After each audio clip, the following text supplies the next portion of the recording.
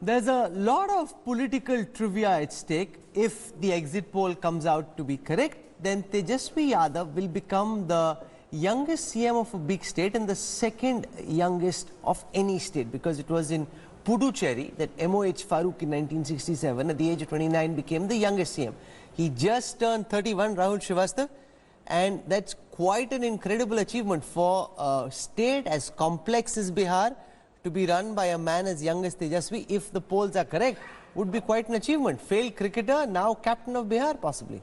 Also, Rahul, when in the morning you were mentioning the fact that how just at the start of the pandemic, he was in his farmhouse, virtually written off.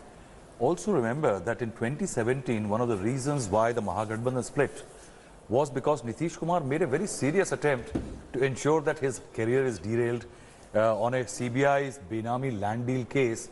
Mr. Nitish Kumar. So what happens to those cases now? Nobody knows. Nobody knows what happened between the time the government fell, when there were dramatic IT raids in Delhi and Patna and elsewhere. Are those, I suppose those cases are still on, they can be revived at any time. See, Rahul, yes, that's one thing which CBI and IT can talk about, that if there is something happening in Karnataka vis-a-vis a government, IT raids happen. This was one other case where Nitish Kumar used the CBI case to push Tejashwi out of the Council of Ministers as a Deputy Chief Minister. And from that time to this, where Tejashwi, I think what Tejashwi has done this time. He hates Nitish now though.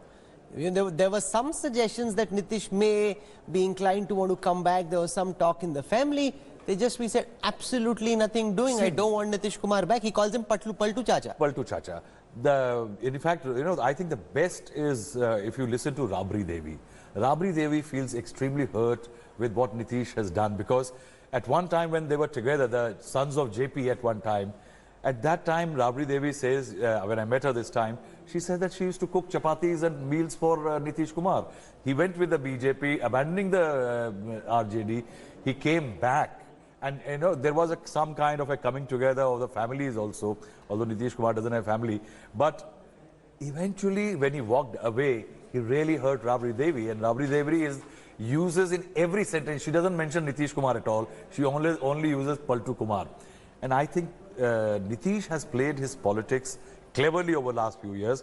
He edged out Tejashwi. But you can't be too clever by half. You can't leave Modi when the BJP is pushing candidate Modi, then say I don't like what the RJDs bring to this government, I can't run a cohesive government with them, come back. Too many political somersaults. 2009, he at a rally in Ludhiana was reluctant to hold Narendra Modi's hand because there was a rally for the NDA. Soon after that, there was a dinner for the NDA leaders because ads appeared of Modi having given 5 crore rupees for the Kosi flood relief.